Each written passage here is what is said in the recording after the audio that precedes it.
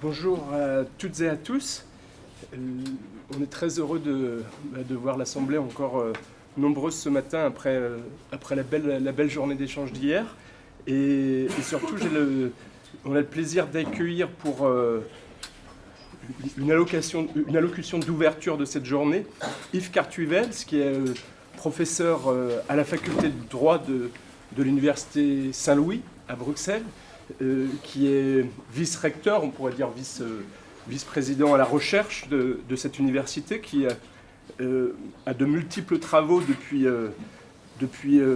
plus d'une vingtaine d'années sur les questions de droit et de santé mentale, mais également avec un questionnement, une perspective autour de la place des droits humains, dont les régulations des questions de santé mentale. Je mentionne notamment ce livre, Les droits de l'homme, bouclier ou épée du droit pénal, qu'il a co-dirigé il y a une petite dizaine d'années, qui nous a beaucoup nourris.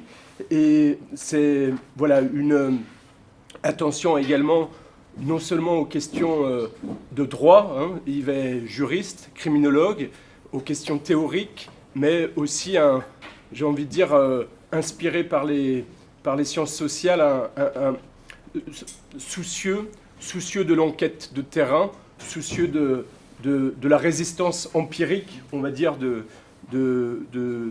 la vie sociale. Je vous laisse la parole pour une vingtaine de minutes autour de ce thème, droit pénal et droits de l'homme. Ok, merci beaucoup. Merci beaucoup d'abord pour cette invitation. C'est vrai que ça me donne l'occasion de revenir sur des enjeux de fond dont j'ai trop peu le temps, vu les fonctions actuelles, de m'occuper. Donc c'est un plaisir, et c'est un plaisir de le faire dans une ambiance. Donc ça, c'est la première chose que je voudrais souligner après la journée d'hier. Je pense qu'il y a quand même une capacité qui devient de plus en plus rare à envisager un espace de travail sérieux, mais qui est aussi décontracté. Et je ne parle pas de la soirée d'hier soir, qui était à certains égards un peu un guet-apens. J'espère d'avoir les idées quand même encore un peu claires. Alors, juste une petite précision au fond, puisqu'on en est à évoquer le bouquin « Droits de l'homme, bouclier au épée du droit pénal ». C'est effectivement de ça que je vais partir, mais pas uniquement. Mais je signale pour ceux que cela intéresse qu'est sorti hier un numéro des archives de politique criminelle, décembre 2022. Il est tout chaud et vient de sortir, consacré à justice et santé mentale. Donc vous trouverez, si ça vous intéresse, quand même une série de contributions dans ce numéro qui portent de manière centrale sur les questions qui nous occupent ici ces 2 jours. Je précise d'entrée de jeu que je n'ai aucun dividende sur les publications et que donc c'est vraiment une information tout à fait gratuite. Bien, alors ce que je propose à partir de ce qui m'a été demandé ou suggéré, c'est effectivement quelques réflexions sur les rapports entre droits de l'homme, droit pénal et handicap. Articulation de ces 3 termes, évolution de ces articulations dans le temps. Alors d'entrée de jeu, peut-être une précision. Quand je parle ici de handicap, j'envisage la question du handicap dit psychosocial.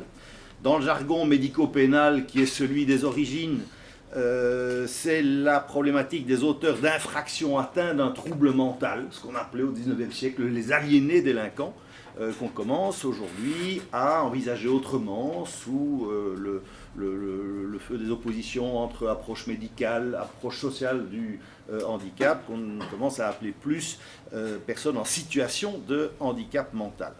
Alors petit trajet en 3 temps. Le premier, c'est un retour sur cette dialectique biface entre droit pénal et droit de l'homme.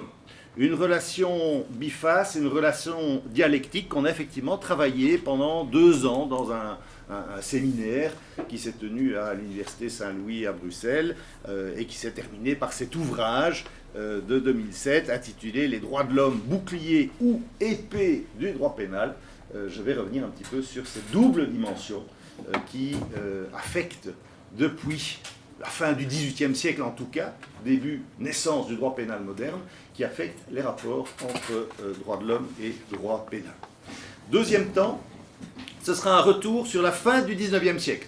Alors, j'ai toujours beaucoup aimé travailler dans l'histoire, dans une perspective généalogique, revenir sur le passé, parce que je pense que le passé aide beaucoup, donne énormément de clés pour comprendre ce qui se passe aujourd'hui, et très souvent on s'aperçoit que des débats qui nous occupent ont déjà eu lieu. Alors c'est jamais tout à fait la même chose, l'histoire ne repasse jamais complètement les plats, mais on retombe quand même très très régulièrement sur des nœuds antérieurs. Et donc là, ce sera une proposition de revenir sur la fin du 19e siècle et la naissance de la criminologie comme discipline à l'époque, parce qu'elle vient notamment dans le champ de ce qu'on appelle à l'époque les aliénés délinquants, elle vient fortement infléchir cette dialectique entre droit de l'homme et droit pénal.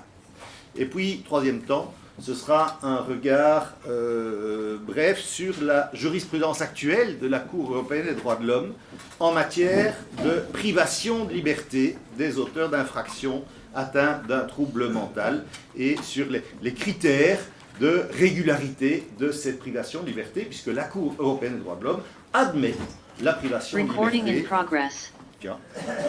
Admet donc ces privations de liberté pour autant que certains critères soient respectés. Alors, je commence par ce trajet par le premier point, qui est un retour sur ces fonctions épée et bouclier des droits de l'homme dans le rapport au droit pénal. Historiquement, le code pénal français de 1791, vous traduisez 1791, il faut toujours une calculette avec nous quand on vient chez vous. Ce code pénal se présentait comme l'envers de la Déclaration des droits de l'homme. Envers la Déclaration des droits de l'homme, entendez que le droit pénal, bras armé de l'État, avait pour vocation, pas unique, mais il avait pour vocation de protéger les droits de l'homme garantis par la Déclaration de 1789. Donc d'entrée de jeu, premier code pénal révolutionnaire, 1791, le rapport est établi entre ces deux domaines, droit de l'homme, droit pénal. Alors, la question évidemment c'est de quel ordre est ce rapport ? La thèse principale qu'on a développée dans cet ouvrage Droit de l'homme, bouclier ou épée du droit pénal, c'est qu'au fond, on trouvait un double rapport dialectique entre droit de l'homme et droit pénal. D'une part, les droits de l'homme peuvent jouer un rôle de bouclier du justiciable contre les excès d'un droit pénal qualifié déjà à l'époque de droit odieux. Le droit pénal, ce n'est pas un droit très sympathique. C'est un droit qui repose sur l'infliction d'une souffrance. Et donc, vous reprenez toute la littérature des Lumières à l'époque, critique à boulet rouge sur ce droit pénal odieux et l'utilisation qu'on en a fait sous l'Ancien Régime. Et donc, historiquement, les droits de l'homme qui émergent à la fin du XVIIIe vont pousser à l'adoption de ce qu'on peut appeler des principes garantistes. Des principes garantistes. Le terme vient l'italien, garantismo. Les Italiens utilisent ce terme, je trouve qu'il est très parlant. Donc des principes de garantie, des principes protecteurs du justiciable confronté à la justice d'État. Alors j'en cite quelques-uns, ils sont très connus. C'est l'idée de la légalité des infractions et des peines. C'est l'idée d'une interprétation stricte de la loi pénale, pour éviter qu'on l'étende de manière indue. C'est un principe cardinal en droit pénal, c'est le principe de proportionnalité que vous retrouvez à plusieurs endroits dans le système. Et de manière tout à fait spécifique, la proportionnalité des peines à la gravité des délits. Sur le plan procédural aussi, introduction d'une série de principes garantistes, la présomption d'innocence, principe sacré en réaction à une justice pénale d'Ancien Régime, où en fait le régime des preuves repose beaucoup sur des témoignages, sur la qualité des témoins, sur le nombre des témoignages. Recours minimal au droit pénal. C'est un droit pénal qui est odieux, et donc il faut l'utiliser avec mesure. Utilisation en dernier recours. Donc une série de principes protecteurs qui, au nom des droits de l'homme, sont inscrits dans le droit pénal pour s'opposer à la démesure toujours possible de ce droit afflictif. Pour le dire autrement, ou d'une formule, les droits de l'homme font ici office de mauvaise conscience du droit pénal. C'est la mauvaise conscience du droit pénal qui appelle toujours à une vigilance critique contre les excès possibles d'un droit afflictif et fondé par ailleurs sur la privation de liberté, puisque la privation de liberté, ça va être le point nodal quand même en matière de peine, et Dieu sait si cette question de la liberté, elle est au cœur des valeurs qui sont protégées par la Déclaration des droits de l'homme. Donc première face, cette face bouclier. Mais, deuxième versant de l'affaire, les droits de l'homme peuvent aussi jouer un rôle d'épée à un double point de vue. Les droits de l'homme peuvent encourager, voire parfois obliger le recours à l'arme pénale pour protéger certaines valeurs fondamentales, pour protéger des droits humains garantis par la Convention. Et deuxième dimension, les droits de l'homme peuvent également encourager, au nom de la protection de certains droits, des dérogations à la fonction bouclier, des dérogations à ces principes garantistes qui ont été introduits en droit pénal au nom des droits de l'homme. Donc vous avez là une dialectique où deux versions, en quelque sorte, des droits de l'homme entrent en conflit, entrent en contradiction l'une avec l'autre. Exemple de cette fonction épée et de ces logiques de dérogation, c'est l'introduction par exemple d'incriminations aux contours flous. Là, on s'écarte du principe de l'égalité des délits et des peines. C'est l'introduction par exemple, en lieu de peine proportionnée à l'infraction, de mesures de sûreté. Mesures de sûreté à durée indéterminée dans certains cas. C'est parfois la remise en cause aujourd'hui du principe de présomption d'innocence. On pourrait multiplier les exemples qui montrent que, au nom de la protection de certains droits, un droit à la sécurité par exemple, qui est beaucoup revendiqué aujourd'hui, eh bien, on voit des entorses qui sont introduites par rapport à la fonction bouclier, et des entorses qui, dans une série de cas, sont légitimées au nom des droits de l'homme et parfois légitimées par la Cour européenne des droits de l'homme qui est amenée à faire une sorte de balance d'intérêt entre la fonction bouclier et la fonction épée. Alors, un constat qui est opéré dans l'ouvrage sur lequel nous avons travaillé, et j'ai envie de dire qu'il est probablement accentué aujourd'hui, c'est que si cette tension bouclier-épée a toujours existé, aujourd'hui, la tendance serait plutôt à une forme d'érosion de la fonction bouclier au profit d'une accentuation de la fonction épée.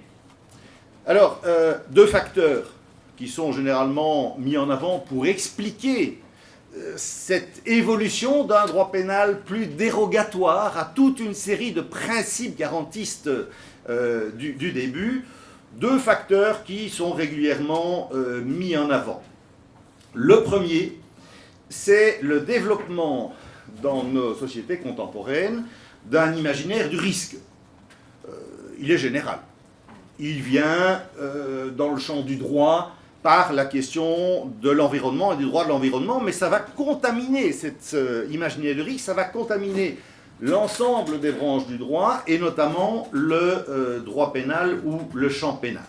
Alors cet imaginaire du risque dans le champ pénal, il traduit un recul de certains idéaux propres à ce qu'on a appelé la pénalité ou la pénologie de l'État social, la pénologie welfare, recul par exemple des idéaux de réhabilitation et de réintégration de l'auteur, et en contrepoint le déploiement d'un principe de précaution qui replace la question de la dangerosité et de son contrôle au cœur du système. Retour aujourd'hui de manière forte de cette question de la dangerosité dans toute une série de cas de figure. Et puis d'autre part, deuxième élément qui joue un rôle important, dans des sociétés qui sont parfois dites compassionnelles aujourd'hui, le regain de faveur de la figure de la victime comme posture sociale. Ce retour de la victime se traduit également en droit pénal, j'ai envie de dire pour le meilleur. Ça peut être des dispositifs de justice réparatrice, ou pour le pire, et alors là c'est une logique de vengeance, c'est une logique de stigmatisation renforcée de l'auteur sur fond d'une opposition parfois binaire entre la victime pure et innocente d'une part, l'auteur diabolisé, stigmatisé, réduit à son acte de l'autre. Donc, deux rapports distincts, droit de l'homme, droit pénal, rapports contradictoires dont l'équilibre oscille en fonction des époques et en fonction des priorités sociales. Alors, je me risque ici à une petite analyse un peu périlleuse parce qu'elle est en partie caricaturale, mais je pense que historiquement, elle n'est pas totalement fausse. La fin du XVIIIe siècle met clairement l'accent sur la fonction bouclier du droit pénal. On réagit aux excès de la justice inquisitoriale d'Ancien Régime. Fin du XIXe, le curseur s'oriente plutôt vers la fonction épée, dans une société fin du XIXe qui est tétanisée par les peurs croisées de la dégénérescence et du crime. Et j'y reviendrai avec la naissance de la criminologie. On voit là que ce qui a le vent en poupe, c'est plutôt une forme de droit pénal sécuritaire ou certains disent totalitaire qui met l'accent sur la fonction épée. L'expérience concentrationnaire de la Deuxième Guerre mondiale va remettre dans les années 50, et vous avez des mercuriales de procureurs généraux qui ont fait l'expérience des camps de concentration qui sont extrêmement intéressantes à lire sur ce point, l'expérience concentrationnaire va ramener le curseur vers la fonction bouclier, critique forte sur la question de la prison. Et puis, à partir des années 1980, quand je prononce des chiffres, je suis toujours en train de me dire est-ce que je dois traduire ou pas, mais non, c'est bon. À partir des années 1980, dans des sociétés plus individualistes, en contexte néolibéral, le curseur repart sur la fonction épée au nom de la protection des intérêts de l'individu privé dans son corps et dans ses biens.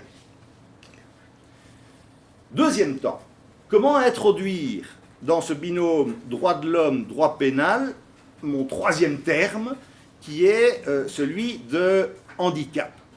Alors je me permets ici donc de faire un retour en arrière dans l'histoire en nous ramenant à la fin du XIXe siècle. C'est là, à mon sens, que les choses s'articulent de manière la plus nette en termes de démarrage de ce triptyque.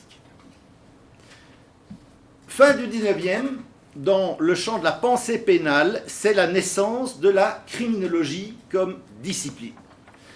On se trouve dans un contexte social qui est marqué par la peur indistincte du crime et d'une révolution sociale. La fin du XIXe, c'est très clairement la peur d'une révolution sociale. Marx est présent, il est dans les têtes, énormément d'agitation dans le mouvement ouvrier et peur que les choses dérapent. Et donc la criminologie, dans ce contexte-là, met son savoir scientifique sur le criminel au service d'un droit pénal efficace, défenseur de l'ordre social. Il s'agit, c'est le leitmotiv qui est donné, il s'agit d'abord et avant tout de défendre la société contre des individus dangereux. Individus dangereux qui sont considérés moins comme individus responsables à punir que comme êtres déterminés. La question du déterminisme est omniprésente à la fin du XIXe, comme des individus déterminés et malades qu'il s'agira de traiter si c'est possible, qu'il s'agira d'éliminer si c'est nécessaire, qu'il s'agira en tout cas de contrôler le temps qu'il faut pour les besoins de la sécurité. Donc la criminologie, vous l'aurez rapidement compris, n'est pas du côté bouclier des droits de l'homme. Elle se pose ici, elle, clairement, en bonne conscience d'un droit pénal légitimant un droit pénal plus autoritaire, orienté centralement, essentiellement, par la défense de la société contre ces individus. Alors, le vocabulaire est extrêmement fleuri, qui sont considérés comme dégénérés, faibles d'esprit, et vous trouvez toute une série, toute une sémantique qui touche d'ailleurs différentes figures du crime à l'époque, et qui sont considérées comme une menace sociale importante. À noter que ce projet sera d'ailleurs fortement critiqué à l'époque par, je dirais, les partisans du bouclier. Et en France notamment, vous avez une série d'auteurs qui, face à ces avancées de la criminologie et du projet qu'elle propose, vont invoquer la légalité républicaine, la fonction bouclier, pour s'opposer à un projet que déjà à l'époque, ils estiment liberticide.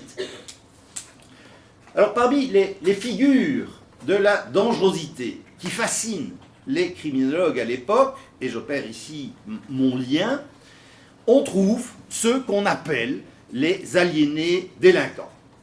Alors ils sont dangereux. Ils sont particulièrement dangereux, ces aliénés délinquants, pour une double raison. La première, c'est qu'ils sont le symbole de la dégénérescence et constituent donc une menace pour la race et son évolution. La dégénérescence, c'est vraiment la grande peur de cette fin du 19e. Mais en outre, ils sont une menace parce qu'ils alimentent, sur le plan strictement pénal, les chiffres de la récidive. Pourquoi ? Les aliénés criminels, ce qu'on appelle comme ça à l'époque, lorsqu'ils ont commis un acte infractionnel, peuvent connaître deux sorts. Soit ils sont reconnus irresponsables sur le plan pénal, ils ne sont donc pas condamnés, et ils sont généralement orientés vers une filière administrativo-civile qui, assez rapidement, va être considérée comme insuffisante sur le plan de la sécurité. Soit on leur reconnaît une responsabilité pénale, mais en raison de leur état mental, on leur octroie des circonstances atténuantes et ils font l'objet, à ce moment-là, de courtes peines pour se retrouver assez rapidement dans la société. Ou ils rechutent, ils récidivent, et donc vous avez là, un moment, quelque chose qui commence à patiner dans le système, avec une série de voix qui s'élèvent pour dire « ce système-là, ça ne fonctionne pas ». Hein, les vrais fous, entre guillemets, échappent à tout contrôle sérieux, et les demi-fous sont condamnés, mais avec des peines extrêmement courtes, et se retrouvent dans la société. Donc il faut inventer, sur le plan de la sécurité publique, autre chose. Et c'est pour répondre à cette problématique qu'émerge alors, dans différents pays en Europe, la France fait exception en partie à cette logique, mais vous avez un mouvement global en Europe, émergence d'un droit pénal de défense sociale avec des lois de défense sociale qui vont être dérogatoires aux principes garantistes du droit pénal. Alors, je prends le cas belge en 2-3 mots, parce que c'est évidemment celui que je connais le mieux. En Belgique, émergence en 1930 d'une loi de défense sociale. Le principe de cette loi consiste à sortir de la filière pénale, de soustraire à la logique de la peine les auteurs d'infractions atteints d'un trouble mental qui sont déclarés irresponsables. Et ces auteurs-là, s'ils sont déclarés irresponsables, sont orientés vers une filière d'internement où ils sont soumis à ce qu'on appelle une mesure de soins et de sécurité à durée indéterminée. Mesure à durée indéterminée qui sera fonction de l'évolution de l'état mental de la personne et aussi, sinon surtout, évolution de sa dangerosité sociale. Création, on l'a évoqué hier, en principe d'établissements spécifiques, des établissements de défense sociale pour accueillir ces personnes internées. En pratique, ces institutions seront extrêmement peu nombreuses et le résultat concret, c'est que tout au long du XXe siècle, un nombre important de personnes internées vont effectuer leurs mesures dans des annexes psychiatriques de prison, ce qui sera la source de condamnation importante par la Cour européenne des droits de l'homme. Et je vais arriver à ce troisième point que je vous proposais concernant la jurisprudence de la Cour européenne des droits de l'homme en la matière. Alors, encore un tout petit point concernant la loi belge. Elle sera réformée en 2014, mais sa philosophie fondamentale n'est pas changée. Ce qui reste au cœur du système, c'est bien un principe d'irresponsabilité pénale, et si ce principe est acté, l'orientation vers une filière qu'on pourrait qualifier de parapénale, une filière d'internement et de prise en charge via une mesure de soins et de sécurité. Alors, la Cour européenne des droits de l'homme, quelle est sa position par rapport à l'ensemble de ces systèmes qui privent de leur liberté des auteurs d'infractions atteints d'un trouble mental? La jurisprudence belge est extrêmement intéressante parce qu'il y a eu tellement de condamnations répétées en Belgique qu'en lisant ces différents arrêts et leurs évolutions, on a une bonne idée de la position générale de la jurisprudence de Strasbourg sur la régularité ou non de la privation de liberté des auteurs d'infractions atteints d'un trouble mental. Alors, deux arrêts que j'évoque, je pense qu'ils l'ont été déjà hier. En 2016, vous avez un arrêt dit pilote de la Cour, arrêt qui a donc une portée généralisante plus importante, où la Cour condamne la Belgique et dénonce un problème structurel. À travers le cas en cause, elle vient dire le cas de monsieur ici, ça ne va pas du tout, mais derrière, vous en avez toute une série d'autres. Il y a bien un problème structurel qui est lié à l'insuffisance d'institutions psychiatriques susceptibles d'accueillir les personnes internées. Donc, insuffisance d'institutions adaptées et par ailleurs, message très clair envoyé à l'État belge, vous devez mettre fin à cette politique de séjour prolongé de personnes internées dans les annexes psychiatriques de prison. La question du soin, du niveau de soins en Belgique n'est pas garantie, n'est pas acquise dans les annexes psychiatriques de prison. Ça renvoie à des choses qui ont déjà été évoquées très très largement hier. Deuxième arrêt que je signale parmi toute une flopée que l'on pourrait mobiliser, en 2019, la Cour condamne à nouveau l'État belge dans un cas où, cette fois, la personne internée n'était pas en annexe psychiatrique de prison, ce qui était quand même sa cible prioritaire à la Cour jusque-là. Ici, la Belgique est condamnée dans un cas où la personne internée se trouve bien dans un hôpital psychiatrique spécialisé, donc dans une structure a priori adaptée, mais où, constate la Cour, la personne n'a pas bénéficié de soins adaptés à sa situation. Alors, l'importance de l'arrêt ici est que, par cet arrêt, la Cour vient préciser que l'enjeu n'est pas nécessairement une question d'institution.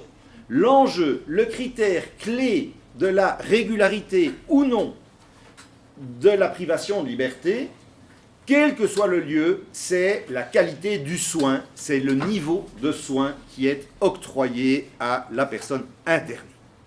Je conclus très rapidement sur les éléments qu'on peut tirer de la jurisprudence de la Cour et je résume comme suit. Premier élément à retenir, me semble-t-il, la Convention européenne des droits de l'homme tel qu'interprété par les juges de Strasbourg, ne s'oppose pas à ce que les auteurs d'infractions atteints d'un trouble mental soient déclarés irresponsables sur le plan pénal. La Cour ne s'oppose pas à ce principe de non-imputabilité pénale pour raison de trouble mental. Elle ne s'oppose pas à ce que ces personnes échappent au procès pénal à la logique de la paix. Deuxième élément, les personnes à interner, ces personnes peuvent être orientées vers une filière alternative d'un internement de sécurité et de soins. Elles peuvent, dans le cadre de cette filière, faire l'objet, à titre exceptionnel, puisque le principe c'est quand même la liberté, elles peuvent faire l'objet, à titre exceptionnel, si c'est nécessaire, d'une privation de liberté en prison ou dans des institutions spécialisées. La régularité de la détention dans ce cadre est fondamentalement liée aux critères que j'ai évoqués il y a quelques instants, à savoir l'octroi d'un niveau de soins suffisant. Troisième élément à retenir de la jurisprudence de la Cour semble considérer, au fil de ses arrêts, que cette condition, octroi d'un niveau de soins suffisant, n'est structurellement, généralement pas rencontrée dans un cadre carcéral. Ce qui peut se déduire de la jurisprudence de la Cour européenne des droits de l'homme, par rapport à la Belgique, mais également par rapport à d'autres États, c'est qu'au fond, la Cour tend à considérer aujourd'hui qu'un peu partout, l'octroi de soins dans un cadre carcéral, eh bien, en quelque sorte, vous oubliez. Alors, elle est assez claire là-dessus en disant que ça n'est pas une position systématique. Et on ne condamne pas de manière a priori toute forme de détention en prison, pour autant que le niveau de soins y soit respecté. Mais néanmoins, à travers les arrêts de ces dernières années, ce qui semble bien émerger, c'est, j'ai envie de dire, l'idée qu'elle n'y croit pas. Et elle prend donc très clairement position en faveur d'une privation de liberté qui s'effectue dans des hôpitaux psychiatriques à sécurité renforcée et autres, mais bref, plutôt dans la structure psychiatrique. Et quatrième élément alors que je voulais souligner, la Cour, me semble-t-il, reste portée par une conception médicale du handicap, qui l'amène à privilégier une prise en charge psychiatrique, mais il y a bien quand même cette idée que le trouble mental, le handicap mental, c'est du réel. Il y a quelque chose là qui existe et qu'il faut traiter. Ça n'est pas nécessairement la position qu'on pourrait avoir dans des modèles sociaux du handicap qui seraient portés par exemple par la Convention onusienne de 2006 sur la protection du droit des personnes handicapées, mais ça ce sera Louis Triaille qui se chargera de mettre en contraste la position de la CDPH de 2006. Voilà. Merci beaucoup Yves pour cette mise en perspective historique très très dense, très très riche. J'ai envie de vous proposer de rester avec nous pour la causerie qui vient, mais peut-être de ne pas prendre de temps de questions maintenant pour pouvoir justement dialoguer aussi avec, on va dire, la période la plus contemporaine que tu évoquais, et ce lien vers le positionnement de la Convention internationale pour les droits des personnes handicapées, qui, à travers l'idée de capacité juridique universelle, peut-être propose un changement de curseur par rapport à la position de la Cour européenne des droits de l'homme.